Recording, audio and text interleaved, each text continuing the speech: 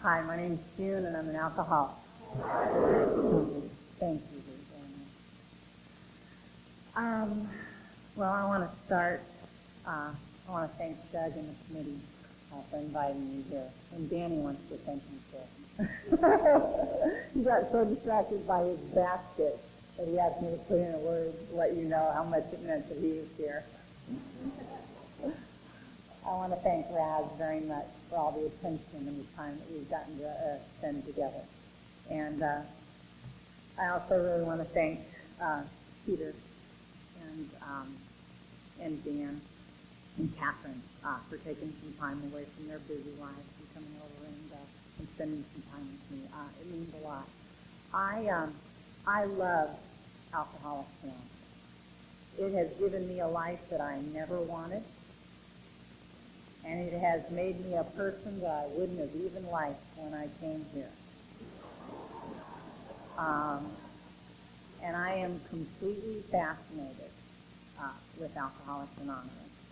Talks about in the book that we will be amazed before we are halfway through. I have no idea what the halfway point is, if I've come up and passed it or not. I just can tell you that I am amazed. I like to start out, whenever I talk, I like to start out by saying the same couple of things. So I know a number of you have heard me a number of times, and so you've heard those, but I think they're the most important things that I might say. And in case anybody in here is like me, I still can sometimes have an extremely short attention span. So I'll let you know, if you are like that I'm going to say the very most important things right now, so you don't really have to pay attention to anything else. And that would be that I am not an expert on alcoholism, on Alcoholics Anonymous, or on anything else that I'm going to stand up here and share about while I'm here. I am just a member of Alcoholics Anonymous, and I'm going to share, as the book suggests that we do, a little bit about what I used to be like, what happened, what it's like today. I also want to let you know, because so many people get to Alcoholics Anonymous in so many different ways, and I really don't think it matters how anybody gets here. But just in case there is any confusion with how people do get in here and with the ways that things are laid out to you in the beginning, I want to let you know that Alcoholics Anonymous itself is absolutely free. Had Alcoholics Anonymous not been free, I never could have come here. Had it not remained free, I never could have stayed. I was well over 10 years sober in the program of Alcoholics Anonymous before I could afford to put $1 in the basket. So this is not about money. I also want to let you know that no one who participates in a meeting of Alcoholics Anonymous is paid to do that. And I want you to know that for a couple of reasons. One is that we're all just members of Alcoholics Anonymous, and it's just for fun and for free. Also because afterwards, when you're sitting at the coffee shop, you don't want you to have to be sitting there thinking, we had to pay her for that talk. So it's not like that. My favorite thing that has ever happened, I think, or my favorite thing that anybody has ever said to me in a meeting of Alcoholics Anonymous happened a number of years ago. I talked at a meeting back home at 26th and Broadway. A guy came up to me afterwards to thank me, mainly because his sponsor was standing behind him, I think. And he said, I want to thank you for your talk. And he said, I don't really believe it was your story, but I like the way that you told it. And that's one of my favorite things, because I thought, I could understand, sitting there in the meeting thinking that they're like hanging around for years until they ask them to talk and they make stories up. That's the kind of way I used to think when I was new too. But I think what it was really for me was that this man, having heard my story, actually doubted that I came from where I came from, that I lived the way that I used to live, that I felt and acted the way that I used to feel and act. And I thought, what a tribute to Alcoholics Anonymous, that someone could actually doubt that I came from there. Because I want to assure you that when I walked through the doors of Alcoholics Anonymous, I looked exactly like my story. And I looked like my story for a hell of a long time after I got here. I'm one of those people that believes I was born an alcoholic. And I do not want to have a philosophical discussion with anybody about that after the meeting. But it is something that I believe. And I believe that because there was something wrong with me before alcohol even became, into my realm of, of consciousness. And I don't know exactly what that was, but I know that alcohol is the thing that helped me. And I will be forever grateful that alcohol worked the way that it did for me. Because life always hurt way too much for me. And one of the things that I love about conventions of Alcoholics Anonymous, over and above the regular meetings of Alcoholics Anonymous, is that I think it's such a big way to see that we are people who normally would not miss, And so please, if you're new, and this happens to be one of the few meetings or the only meeting that you've been to, please, I want to encourage you to go to other meetings of Alcoholics Anonymous. Because my story is not the only story. It's not the way all of us, or even many of us, come in. We all have a different path here. And this is only mine that I'm going to be sharing about tonight. My first obsession was not with alcohol. My first obsession was with suicide. And from as far back as I can remember, I do not believe that there was a day that went by in my life from the time that I was 5 years old that I didn't try and kill myself, put myself in a position where someone else would take my life, or pray to a God that I was slowly losing faith in to please let me die. I wanted out. I grew up in an alcoholic home. I grew up with a lot of violence. I grew up with a lot of different kinds of abuse. I knew a lot about broken promises and a lot about the things that go on in an alcoholic home. I didn't know it was alcoholism. I just knew I didn't want to be here at all, that life always hurt way too much for me. I didn't have anything I was looking forward to. There was any experiences I wanted to grow up and have. I wanted out. And I began to try and do that with suicide. Fortunately for me, at the age of 7 years old, I was introduced to drugs, and they worked for me. And by the time I was 8 years old, I began to drink on a regular basis. And alcohol took away the pain. I wasn't a party girl. I've never had a social drink in my life. I don't think I've ever not gotten drunk. I don't think I've ever not overdosed. I really didn't know there was a point to any of that. I wasn't out there trying to feel good. I wanted to not feel anything at all. And I am, as I said earlier, extremely grateful that alcohol worked the way that it did for me, because I really believe I would have had to have been locked up in some kind of an institution, because I couldn't handle it out there. It all hurt way too much for me. And where I grew up, in the town that I grew up in, it's a little town back home, it's Venice Beach. And when I grew up, before I came to the program of Alcoholics Anonymous, I never saw a man cry under any circumstances. I have seen men shot, I've seen them stabbed, I've seen them arrested, I've seen their wives leave them, I've seen their kids overdose, I've seen a lot of things happen in my life, and I never, ever saw a man shed a tear. And I thought that meant that they didn't feel pain.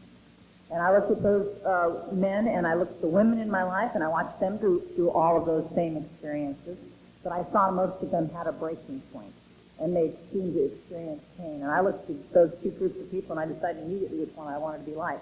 And when I was a little kid, probably like when everybody else was a little kid, they'd say, "What do you want to be when you grow up?" And I said, "A boy." And it wasn't as easy to do back then as it is today.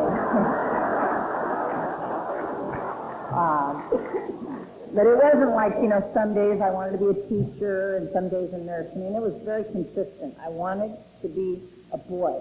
I wanted to have a way to not feel pain, and I thought that was it. And at first they probably thought it was maybe cute or funny, but eventually my family became kind of concerned about this. I was raised in a Catholic family, and they began to take me to priests for counseling. And the priests got kind of worried about this and my little suicide attempts, and the fact that I was burning my body and cutting myself and beating myself with hammers and these kind of things that they were concerned about. So they suggested that my mom take me to eventually psychiatrists and psychologists. We were on welfare, and so they were able to get me in to see these people. Now, I saw a number of professionals, certainly not as many as lots of other people in Alcoholics Anonymous, but a number of them. I don't have any kind of a diagnosis to give you from those professionals, because I felt about those people just like my friend Patty Hicks always did. I thought those people should have to work for their money. And I never told them one thing. I never answered one question. I never filled out one form. I never played with one doll. I sat there the required 50 minutes, and when we were done, I got up and I walked out. And so I wasn't able to get any kind of assistance, in that way. And my first lesson in acceptance, the way I saw the world, which isn't necessarily the way the world is, but the way I saw the world, the only option for someone like me, when I couldn't become a boy, was to be a tough fraud. And I spent all my time before coming in the program of Alcoholics Anonymous trying to be a tough fraud. And I spent a lot of time after I got in Alcoholics Anonymous still trying to be a tough fraud as well. And what that meant for me, growing up in Venice, was if you were going to be a tough fraud, it was very important that you be in a gang, and I was. It was very important that you do a lot of fighting, and I did. It's very important, I always remember to mention, I've never won a fight in my life, and I've also never fought less than 5 people at a time. And after I'd been sober for a while, my sponsor explained to me, if you fight one person and you lose, someone might think you're not a very good fighter. If you always fight groups of 5 or more, no one expects you to win, and they think, hey, she must be kind of tougher. How come that whole group had to jump her? So it was that kind of a thing. That was sort of the way that I did things. And, in my life, I found out that I was one of those people. I had always known a lot of pain, but I seemed to suffer emotional pain at a level that was beyond anything that I could even describe, And so absolute strangers could tease me or look at me funny, and it hurt so much I felt like I was being cut up inside. And so I found out, from my earliest memories that I was the thing that I hated the most in the entire world. The one thing that would probably be the most unforgivable thing that you could possibly have, that I was weak. And I never forgave anybody for what I considered being weak, and especially, myself. And as I went out there, I was able, with the use of alcohol and the things that I was to mix with it, I was able to not care. I didn't care what you did, and I didn't care what I did. And it's very interesting, over the years, my mom is an alcoholic. My mom is one of those people that was to be in and out of Alcoholics Anonymous for 43 years.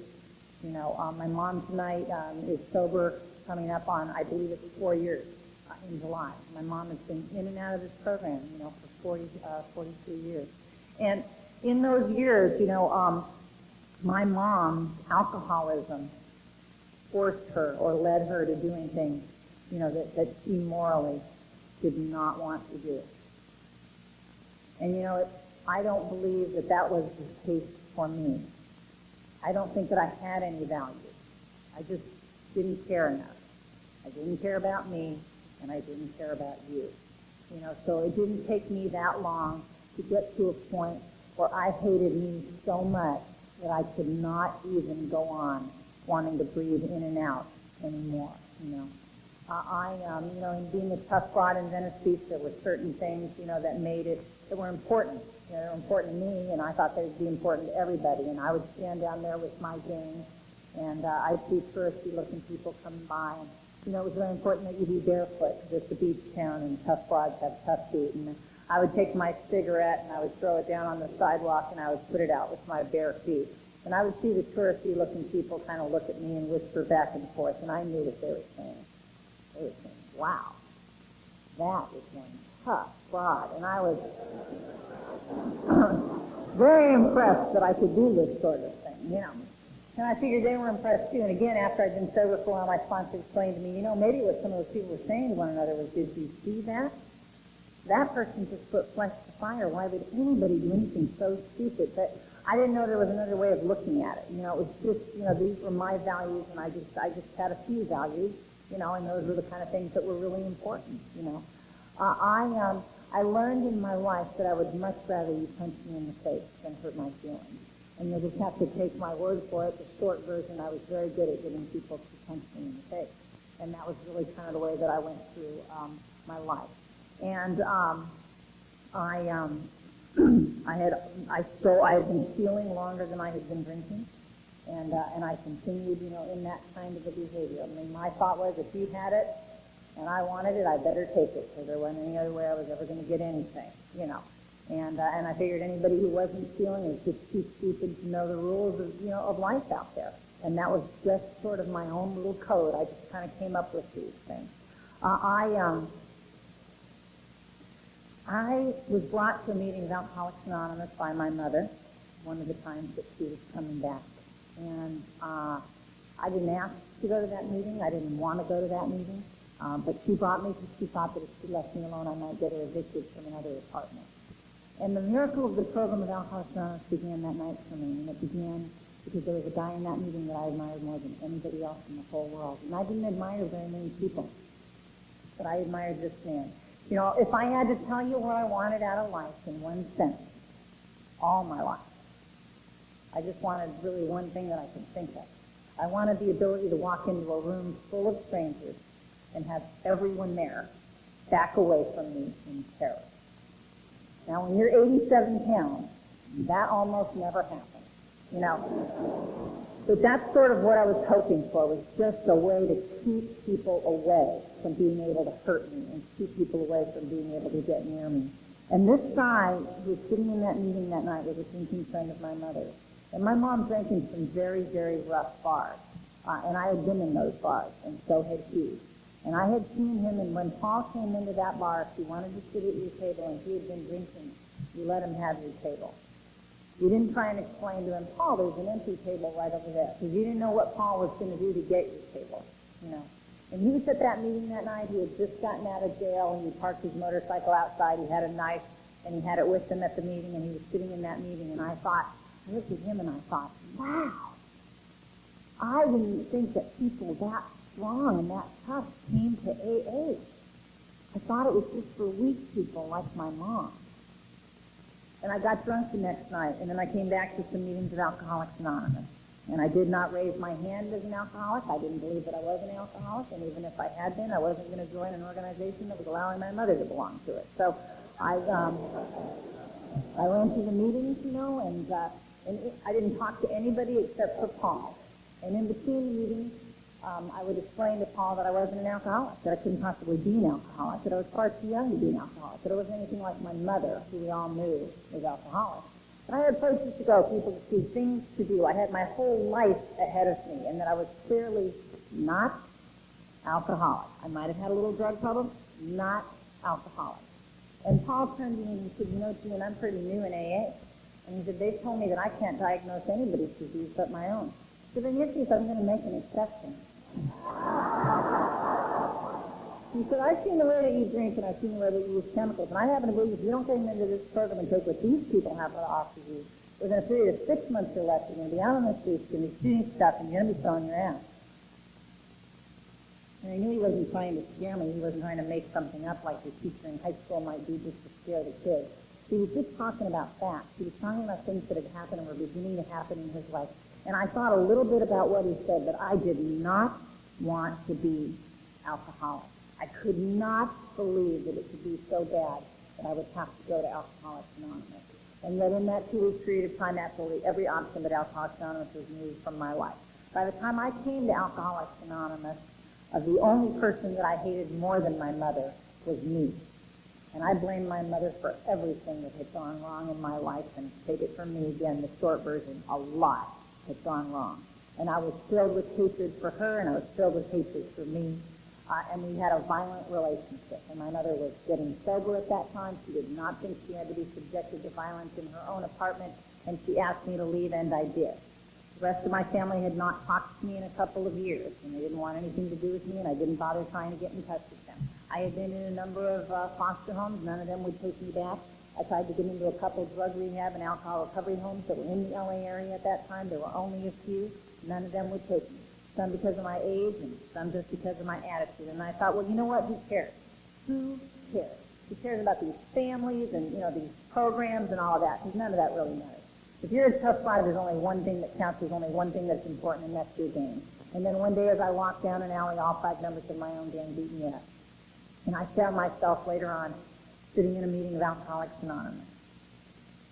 And I had a black eye, and I had a swollen lip, and I had no place to live, and I had no money, and I had no family, and I had no friends, and I raised my hand in a meeting of Alcoholics Anonymous.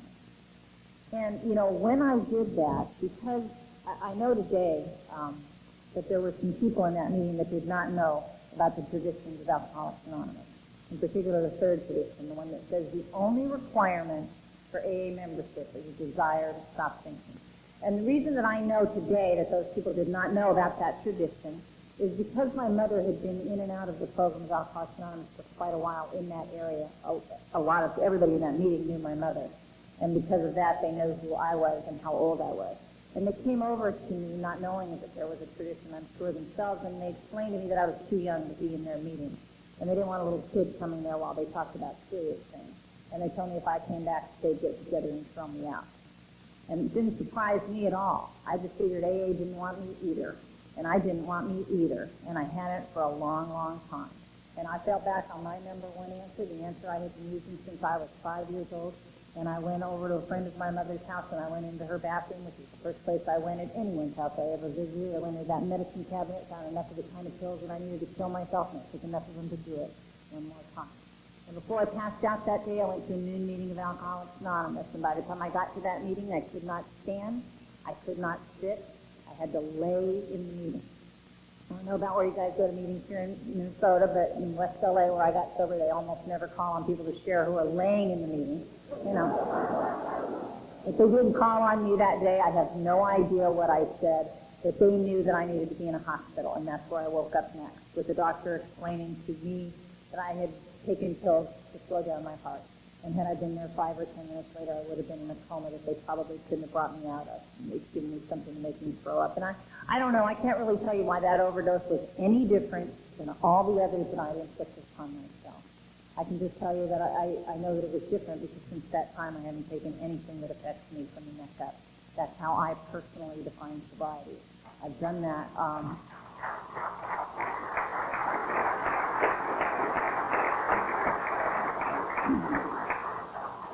I've done that one day at a time since that date, you know, and I feel very, very lucky, you know, in so many ways. I love Alcoholics Anonymous, and I love the old-timers that were here in Alcoholics Anonymous and that tolerated me when I came in the doors of Alcoholics Anonymous. I will be forever grateful to those people. And they were, and probably even still would be, far more tolerant of me and the way that I was and the way that I arrived in Alcoholics Anonymous than I probably could be up to and including today. You know, I came into Alcoholics Anonymous. This may not surprise you, having heard what I've already said, but I came into Alcoholics Anonymous with a very bad attitude. It wasn't like I got it when I got here. I just simply came here with the only attitude I had ever had, and it had always been bad. I hated me. I hated my mother. I figured any other women around here were probably like some of us, and I didn't like them. I didn't want to be a woman. I had never wanted to be a woman. I didn't want to sit next to women. I didn't want to shake hands with women. I most assuredly was not going to hug women, and I did not like listening to women speakers. This always makes me feel better because I know there's never as many people listening to me as it looks like. The only men that I had known in my life were alcoholics. They were extremely violent. If you guys were here, you were alcoholics. You were probably very violent, and I wanted nothing to do with you either. And so I had a problem because when I came in the doors of Alcoholics Anonymous, all they had were men and women. I didn't like any of them. But I went to 21 meetings a week for the first probably at least 2 years, maybe longer, of my sobriety. And I had a commitment at almost every one of those meetings. And I was not trying to get a gold star in Alcoholics Anonymous. I was absolutely terrified that this would not work for me. I can remember so clearly sitting in those early meetings of Alcoholics Anonymous and hearing people sometimes stand up here and say, this is a fatal disease. Most of the people in this meeting tonight are not going to make it. They're going to die of the disease of alcoholism. And I knew that I was going to be one of those. I really did not think that I would be able to stay sober. I did not believe that Alcoholics Anonymous would work for someone like me. So often I was so scared. And I look back on that and I think that that type of fear and desperation is what motivated me to do all of the actions that were asked of me in Alcoholics Anonymous, and I'm extremely grateful for that. I got involved in a very active group. My home group was the Monday Night Venice group, and it was a great, great group. We were very active. We learned a lot about the traditions. We learned a lot about general service. Excuse me. And we learned a lot about responsibility in Alcoholics Anonymous, and I will be forever grateful for that training that I got there. You know, when I came into the program of Alcoholics Anonymous, I didn't wear shoes most of the first couple of years that I was sober. I mean, I didn't take them off to go to meetings. I just didn't wear them, you know. And so I went to meetings barefoot. I had motorcycle chains on my wrists and my ankles. I had a jacket, and on the back it said, "Do unto others," and then split. It was my own spiritual philosophy.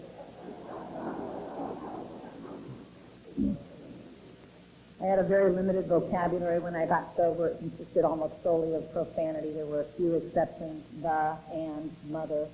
I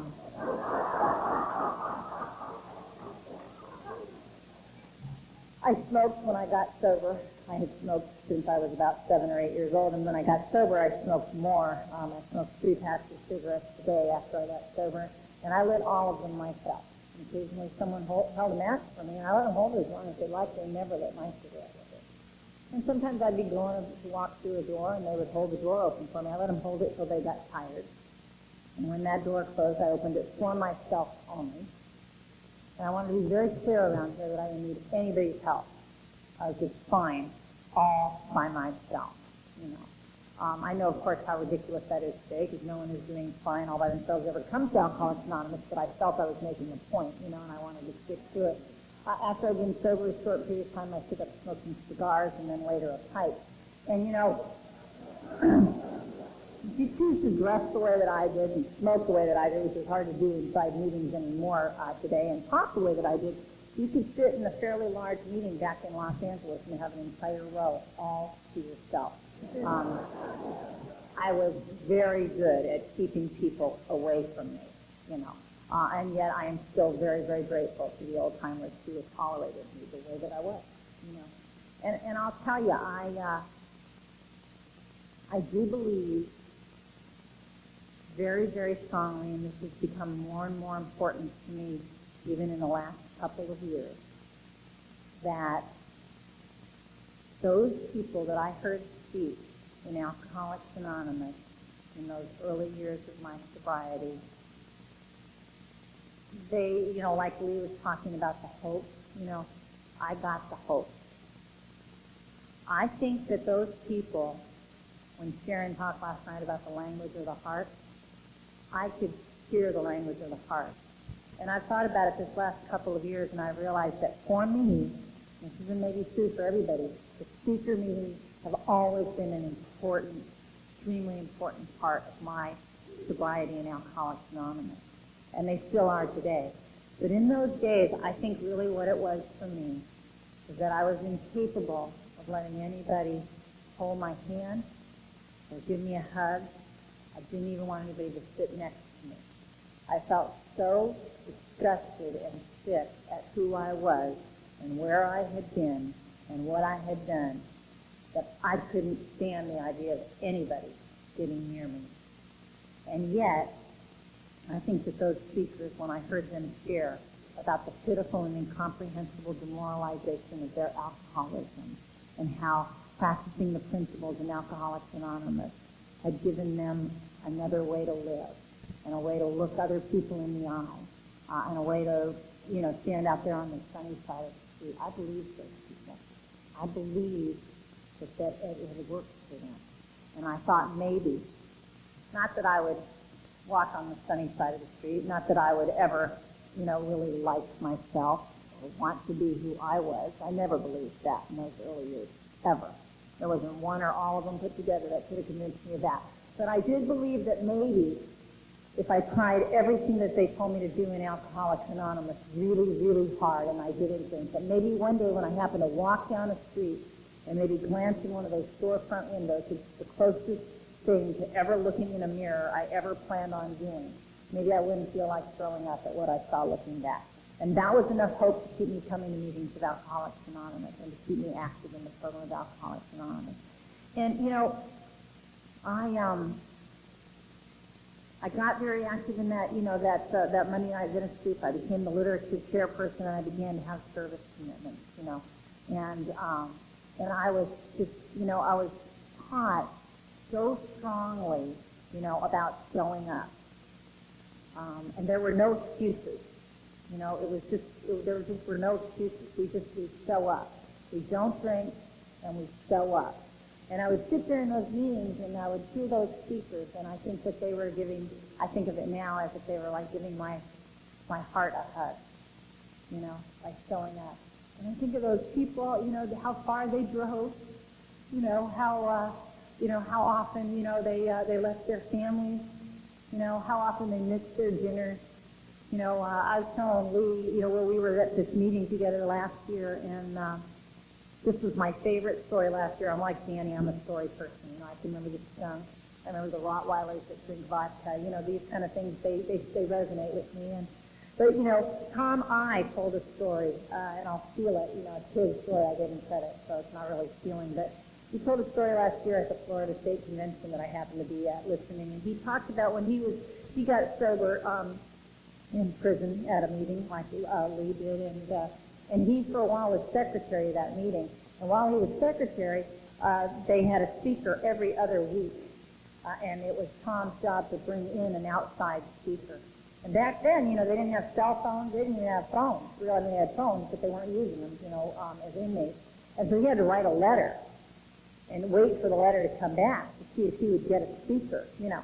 And so he did that, and he said that in the year, I'm not sure exactly, but in the period of time that he was secretary, they never had a night where someone didn't show up to speak, you know. And he was very, very proud of his group where he'd gotten sober. And he said, but, you know, for him, out of all the speakers that he had, his favorite speaker was a guy named Johnny Snow. And he said it wasn't necessarily that Johnny had the best talk. It wasn't that Johnny was the funniest. It wasn't even maybe the most dramatic story. He said, but the thing is that he wrote Johnny Snow a letter, and he didn't know that Johnny didn't really read, and he lived on a reservation. Someone read him that letter that he was invited to speak. And Johnny left the night before that meeting at 2 o'clock in the morning because it was 60 miles to get to that meeting in that prison. And he didn't know if he was going to be able to get a ride while he walked down the road hitchhiking. And in case he couldn't and he had to walk, he wanted to make sure that he was there on time. And those are the kind of people that were committed to Alcoholics Anonymous and had that sense of responsibility that were here when I came in, we spoke with Alcoholics Anonymous, you know. And I feel very, very lucky to come in and met those people, you know. And I believe that each of us, you know, as I've traveled around the country, and I've been fortunate enough to do that, I believe that each of us have those people in our home groups and in our area, you know, our own old-timers and our own examples, you know, of Alcoholics Anonymous. It's really an amazing thing. I feel very fortunate to have been born in the time when Alcoholics Anonymous existed. You know, my grandfather was the drunken driver, and he was killed, and so were a number of other people when he was 46 years old back in Ireland. My father died drinking himself alone in a hotel room. And my mother, as I mentioned, was to be in and out of Alcoholics Anonymous for almost 40 years before she got sober at the time. So there's a lot of alcoholism going on, you know, in my family. And at the time that my parents were born, Alcoholics Anonymous didn't even exist yet, you know. And yet here I am. I mean, I'm lucky enough, you know, to have been born in this time. I sent Lee this tape, and just about 2 weeks ago, of a woman, and her name is Dottie Thurman. I have never met this woman, and I don't know anybody else that has ever met her either. But a friend of mine had given me this tape, and you know, people talk in Alcoholics Anonymous a lot of times, and maybe you've heard that, you know, expression. I haven't heard it as much in the recent years, but maybe that's just because people aren't saying it to me so much. But they say, you know, someday you're going to hear your story, or keep coming back till you hear your story. Well, when I was 15 years sober, I heard the tape of Dottie. And I had heard variations of my story many times, you know, in Alcoholics Anonymous. I mean, you know, lots of people had touched my heart, as I've already mentioned. But when I heard Dottie share when I was 15 years sober, I realized that I was hearing my story had it not been for me finding Alcoholics Anonymous at the time that I did. When I came through the doors of Alcoholics Anonymous, those people that did not know me were guessing my age at 37 years old. I was 13 at the time. When I think back on that tonight or over the years, I have to tell you, I feel 1,000 years younger still tonight than I did in those early months and years of my sobriety in Alcoholics Anonymous. I was so old when I walked through the doors of Alcoholics Anonymous, and I did not believe that anything you could possibly say or do here or teach me could ever get me past that old feeling. I just thought it was so over. It was so done, you know. I heard Dottie, and she went on to share. She went to her first hospital, as I did, when she was 13 years old. But then she went to 23 more after that during the years that she continued to drink. And then she went to the jail, and then she got beaten up really badly, so badly that sometimes they couldn't even take her to court by the police that she attacked. And then she had a child that was born addicted to heroin, just like she was, you know. And I knew when I heard this woman talk that but for Alcoholics Anonymous, this was my life. And I'm not trying to be dramatic or anything here. I mean, I'm just telling you this is where I came from. You know, that's not that big of a jump. For some people, that isn't their story. You know, but I come from a place where the gas, the lights, and the phone were never all on at the same time. I come from a place where violence is almost a daily occurrence in my home or in a home right nearby so that I could hear it, you know. And I knew that with the disease of alcoholism that I have and the amount of hatred and anger that I carried with me toward me and toward everyone else in the world, if there isn't any question that would have been my life, you know. And I know that I am very, very fortunate, you know, to have been able to have my life here in Alcoholics Anonymous. When I first came in the program of Alcoholics Anonymous at 13, and some people would find out how young I was, they would come over and they would say those things, you know, that they sometimes say to young people, like, you know, it's nice that you got to AA before you had to suffer. Which is, you know, such an interesting idea because, I mean, who would really come if that were true, you know? And then they would say things sometimes, you know, like, well, you know, kid, I spilt more booze than you ever drank. And I would turn to them and I'd say, you know, if you hadn't spilled so much, you might have gotten sober younger. So I think that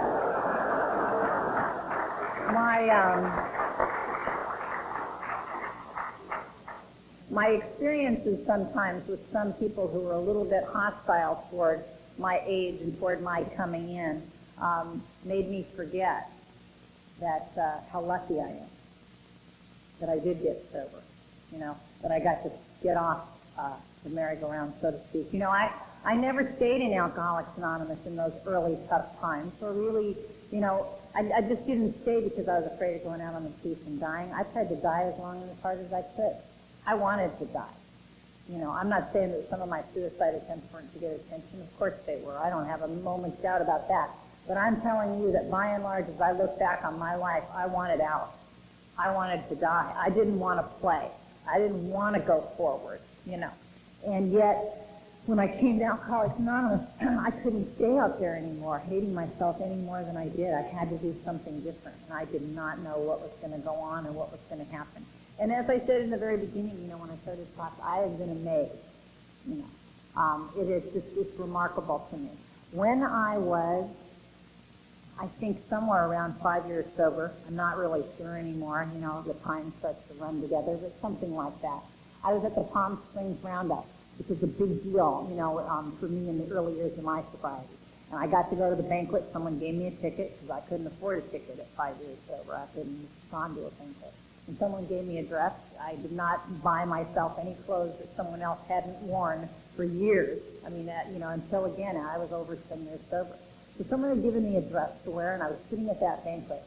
And, excuse me, I was looking around the room at other people's dresses, I think, mainly, comparing myself, something that I still do on occasion if I want to feel bad. But anyway, I was comparing myself to other people's dresses and looking around the room, and I saw this dress, and I think it was like a black dress, and I go, wow, doesn't she look great? I was like, yes, she looks great. I talk to myself, too, sort of like Danny does, too, so it made me feel better. But anyway, I had this conversation, and I thought, doesn't she look great? Yes, she does. And I thought, don't you wish you were wearing that black dress? And I said, no. Well, what do you mean, no? But no, I like this brown dress. I said, what, are you kidding? Do you want to be wearing this dress right now while you're wearing it? But, well, okay, wait a minute. Green is your absolute favorite color. So I looked around and I found some beautiful green dresses. I looked around the room and I thought, all right, clearly you wish you were wearing the green dress because that is your favorite color. I mean, you wish you're wearing that, don't you? And I thought, no. But, no, I'm glad I'm wearing this brown dress. Are you kidding? I mean, I wanted to like be sitting there, and I started asking myself other questions, and I realized I was sitting there, I wanted to be tall and skinny. I wanted to be wearing a brown dress. I wanted to be sitting at my table. I didn't wish I was sitting at the fun table. You know, your table, the fun table. Now, I was glad I was sitting at this table. I wanted to have my mom. I wanted to be from Venice Beach. I wanted to be a member of the Monday night Venice Beach group. You know, that's what my group was at that time, my home group. You know, and more importantly than all of that, this was a huge thing to me. I was absolutely flabbergasted that I was answering these questions this way. I realized that for the first time in my life, ever, before sober, early sober, up until that moment, I wanted to feel like I was feeling right then. I wanted to just be me.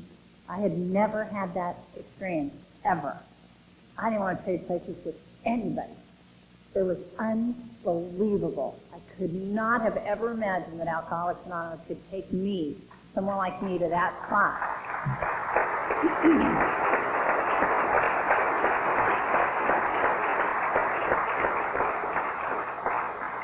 Now, I'll tell you, it would make a much better story if I could tell you that from that moment, at about 5 years sober, all the way through, it's always been like that. But that hasn't been my experience, you know. But I will tell you this. As I stand up here tonight, through the years that I have stayed sober in Alcoholics Anonymous, I have had bumps in my road. Some of my bumps may be bigger than some of yours, maybe not. I don't know, but they've been mine. I've had my experiences with pain. I've lost 2 sponsors that have died from cancer. I've had a lot of different painful experiences. I've had a lot of also wonderful and joyous experiences in the years that I've been sober. But I will tell you this. As I stand here, I wouldn't trade places with anybody. You know, I'd take all the bumps in my road. I'd take all the pain and all the joy, every bit of it, if it's going to get me to the point where I am right now. And the idea that I would get to a point where I would not want to trade places with anybody is just an amazing thing.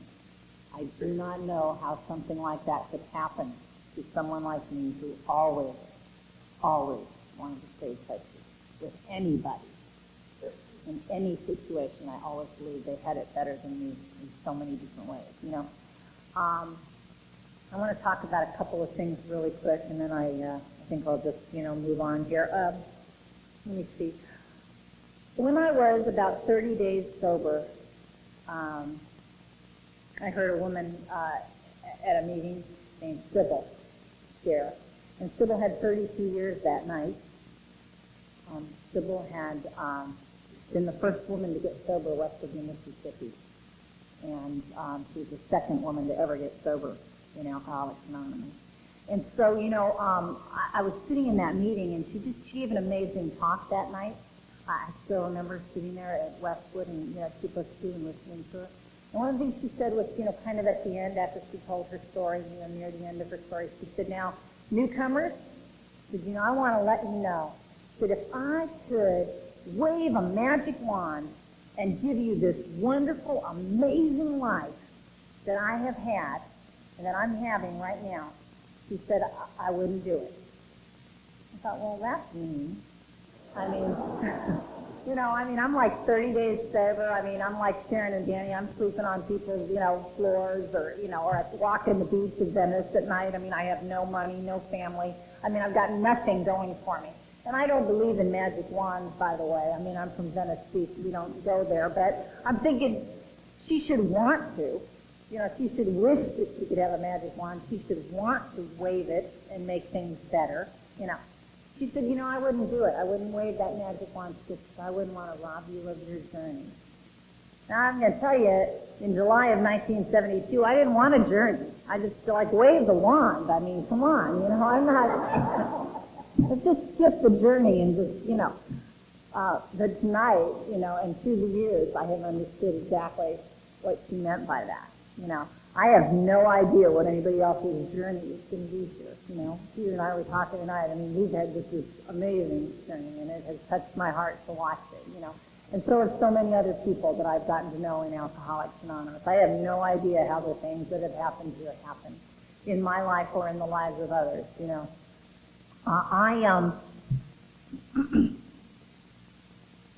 I'm going to tell you a little bit more about Sybil because this helps me a lot. I am not a person who came into Alcoholics Anonymous and just continually got, better and better and made lots of progress and just kind of went like that. It just really hasn't been like that. I've made lots of mistakes. I've had lots of, I've caused a lot of problems, for myself in the years that I've been sober.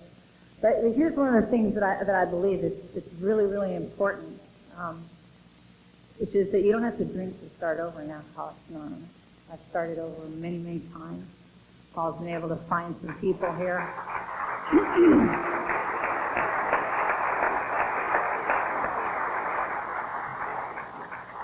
Paul's been able to find people. My guide in Alcoholics Anonymous has been kind enough to give me, some suggestions, tell me what they've done, keep me moving along, and most of all, make me laugh. I love laughter in Alcoholics Anonymous. I think it's one of the greatest healing things, and the ability to laugh at myself has been one of the greatest gifts I've ever been given. And I am fortunate enough, I have two guys that are my guides in my life. They both have over 42 years sober in Alcoholics Anonymous. They're two of the most enthusiastic, active, amazing, wonderful guys I have ever known. And they make me tired just listening to their schedule and how devoted they are in Alcoholics Anonymous. And it's completely inspiring to me, that these guys who've gone ahead of me, are doing that. And, and Sybil was like that. And just incredibly active and incredibly enthusiastic, in Alcoholics Anonymous. And I heard that, I had heard about, different things happening in Sybil's life. There were really a lot of things that I really didn't know about. And I happened to talk about that talk that Sybil had said and how she didn't want to rob us of the journey one night when I took a cake over at a meeting that I like over in Hawaii. And I was celebrating my 35-year birthday. And this guy came up to me after the meeting, and he was living on that island. And he said, I got to hear Sybil once when I lived over on the mainland. And I said, oh, and he said, and he said, she really helped me. He said, one of the things that she shared about that really helped me the most was she read a letter that Bill Wilson had written her. And I said, really? And he said, yeah. And he said, would you like to see that letter? And I said, yeah, I'd love to see that letter. And he brought me a copy of that letter the next day to the meeting.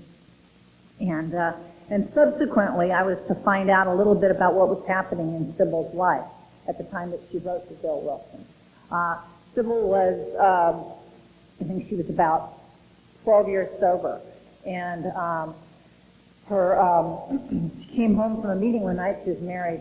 And she came home from the meeting one night, and her husband said, Sybil, I know what we need to do to make this marriage a little bit better. We've been having some problems, and I know what we can do to make it better. And she said, well, what's that? And he said, it would be better if you drank. And he poured her a glass of wine. And she went upstairs, and she packed her bag, and she walked out of that marriage. And she didn't have any money, and she didn't have anything set up, and she just walked out. And she had a business going with her brother, and she was very, very close with her brother. Her brother was a member of Alcoholics Anonymous, a guy named Tex, a guy who works with many, many new people in Alcoholics Anonymous, very, very active, longtime member in Los Angeles, one of the early members.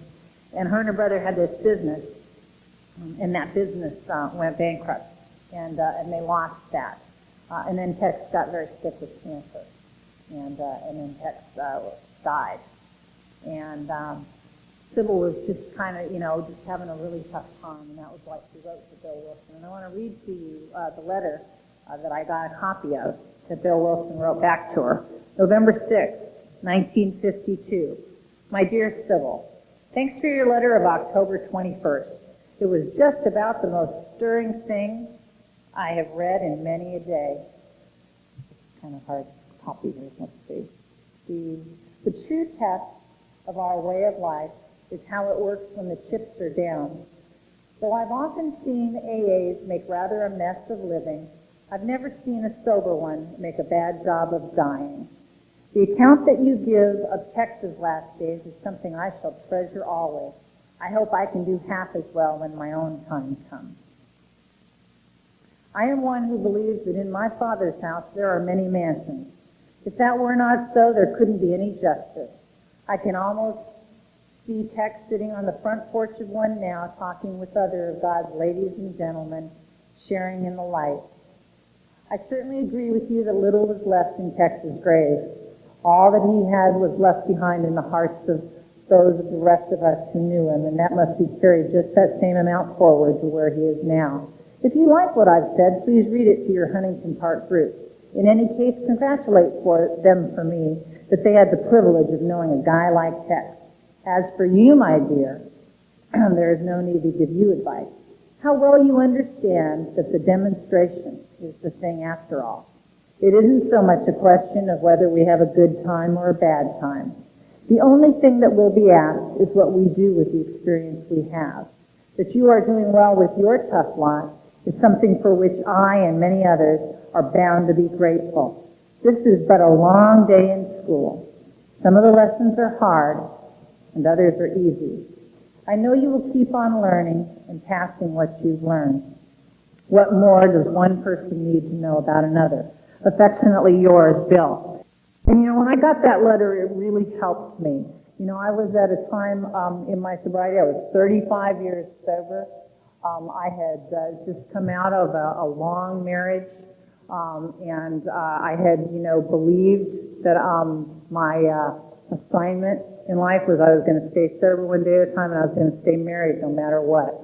And I really didn't know what else to do, and I thought that was really the way that it, should work.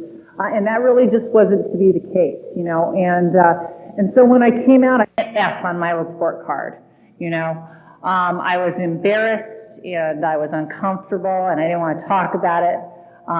But I know enough to show up. And people like Sharon, who had shared that story all those years, and I had watched her walk through that with dignity, was of tremendous help to me, And these two spiritual guides that I mentioned, Bob and Sandy, were to help me have a sense of humor and a new perspective and to go forward, And I had a couple of goals, and so far they've been able to come true, for me, where I was able to walk with dignity, to keep a sense of humor, to not be bitter, and to never say anything unkind, at least in front of my children, about their dad, and that's a huge thing, and that's something that I'm very, very grateful to the members of Alcoholics Anonymous, who have helped me walk through that experience. When I came out of that experience, I sort of felt like all of the good times were behind me. And I can remember sitting with Bob Regan, and I was sitting there, and he said to me, he said, "You have no idea where your life is going to be a year from now or, 5 years from now." He said, "There is so much adventure and fun ahead of you." He said, "It's unbelievable. I can't even describe it for you." And he said, "And this is how you're going to find it. You're going to get back and very, very closely involved in the fellowship of Alcoholics Anonymous. You're going to continue to do the things that you have done. You're going to continue to do the footwork, and you're going to continue to, go ahead and seek."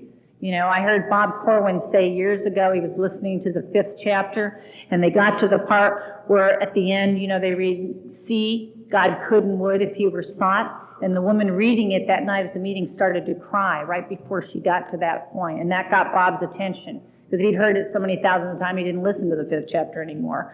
But because she started to cry, he kind of tuned in and he listened. And right when she said it, she said, "God could and would if he were sought." And Bob thought he had always heard that said found. And that night he thought sought, And for me, that was one of the most important things I ever heard, because I am not a person in my journey here in Alcoholics Anonymous who has consistently felt close to any kind of a regular higher power. I don't understand it. It's kind of changing for me. There are lots of different variations to it. Sometimes I've felt it, sometimes I haven't. You know, I'm one of those people that, like Bill Wilson would talk about, I have been seized more times than I can tell you with a rebellion where I could not or would not pray or even remotely entertain the idea of anything to do with spirituality. And yet, you know, I have not drank, I have stayed close to Alcoholics Anonymous, and I have tried to keep an open mind and be willing to listen to whatever is going to come. And sometimes for me, the group has been way more than enough of a higher power. And sometimes it's been the ocean and dolphins. And, you know, that might be too new age for some people, but, you know, whatever it is, you know. And so as Bob sat there and he told me that, I looked him right in the eye and I said, Bob, I said, you know, this idea about how things are going to be great, you know, I go, I've already had great things. I've had more great things than almost anybody I know. I am so past overpaid in these years of sobriety, it's unbelievable. And I just don't even think that anything else should come my way, really. I mean, I'm way overpaid. It would be like unfair to even think of anything else coming. He goes, well, I'm telling you they're coming anyway. And I go, look, you know, I have used that line with lots of new people that I have worked with. And I have known that it was true for them, but I'm telling you right now, I don't believe that it's true for me. He goes, I know you don't. He goes, but I believe that it is, and you just hang on to that, you know. And sort of like Sharon was saying last night, you know, I mean, that's a lot of times what sponsors do for us, you know, is they have better ideas for us than we even have for ourselves, you know. And they're there and they go, well, if you want, you know, they make it like Sandy says, you know, where you go after you listen to them talk, you go, well, if you want to look at it that way, you know, then maybe things aren't so bad, you know. I have taken up, one of my big passions has been surfing. And I am absolutely passionate about it, and it's just been a wonderful, wonderful adventure for me. And I am lucky enough to be the mom of 3 daughters, and I have learned to show up. And Alcoholics Anonymous lets me do that, you know, because alcoholism doesn't let people like me show up, you know. And in a couple of weeks, my oldest daughter is going to graduate from high school. That's something I never did, and I get to go to my first high school graduation, you know.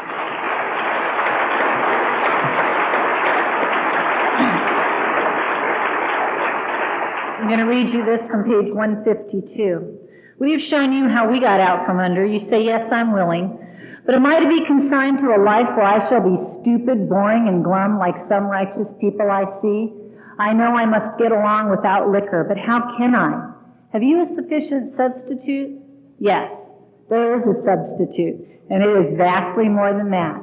It is a fellowship in Alcoholics Anonymous. There you will find release from care, boredom, and worry. Your imagination will be fired. Life will mean something at last. The most satisfactory years of your existence lie ahead. Thus we find the fellowship, and so will you. Thank you.